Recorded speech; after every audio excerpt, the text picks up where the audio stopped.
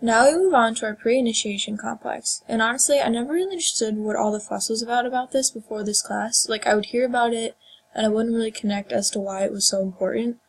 And I think after doing this report, I've sort of developed a greater understanding and respect for the pre-initiation complex, because it is so important, because without it we wouldn't even be able to make mRNA, and I think without that we wouldn't even have proteins, so I think that it's time to pay a little bit more respect toward the pre-initiation complex.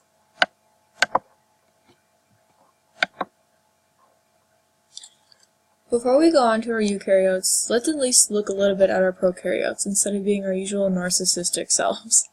In prokaryotes, the RNA polymerase will find the promoter and it'll bind to create an mRNA until it hits the terminator.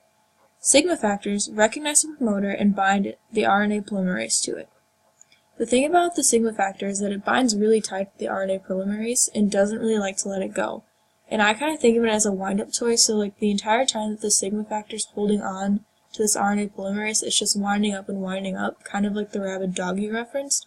And then afterwards, the sigma factor will let it go by leaving, as you can see in the picture to the right, and then the RNA polymerase will just shoot through and create all this mRNA.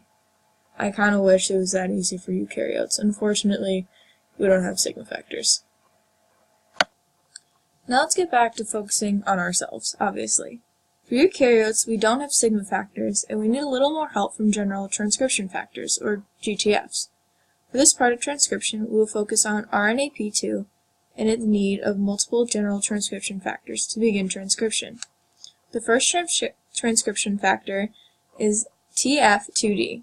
It'll bind to the promoter via its TBP site, which will bind to the DNA promoter, or TATA box. The TATA box is important because it's heavy in adenine and thymine bases. Adenine and thymines bond using only 2 hydrogen bonds, rather than cytosine and guanine, which bond together using 3 hydrogen bonds. This makes it easier to hold apart, but I still hate the name TATA box. All of the transcription factors in this one that have to do with the RNA polymerase II are TF2, whatever their number is. Here I've added the acronym that you referenced to us, where it's DAB, then the polymerase adds, and then FEH are the last to add. I didn't really understand how many different things of these were actually involved until I actually looked at a picture of this. I really like the one on the right because it shows them all in different colors, and it also shows the TATA box, and it shows how big RNA polymerase II is, but even though it's that big, it still needs all these factors just to even get it there. And then I also have a video attached which will actually show what I'm talking about. Here the video is going to introduce to us transcription. I just like this one because it shows the pre-initiation complex being formed. Here it's giving you all the key factors that we'll be using. As it zooms in, we'll start to see the TATA box.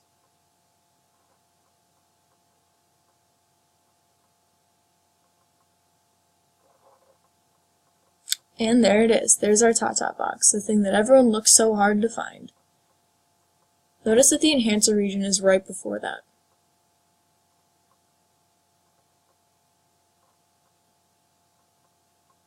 Here we have our F2D. There's the TB subunit, which will bind to the TATA box. Remember, this is the first one to show up. Here it creates the kink.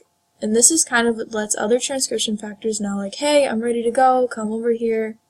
So we have our A, our B,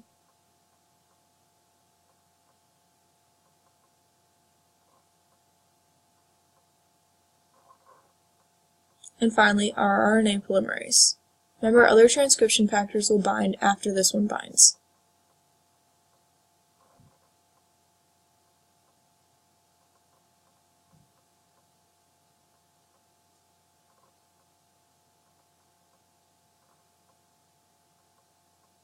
And here we have our ATP. This is what gets everything started.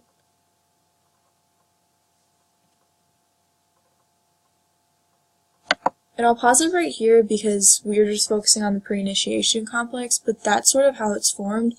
And I think that the fact that it can manipulate the DNA is really interesting.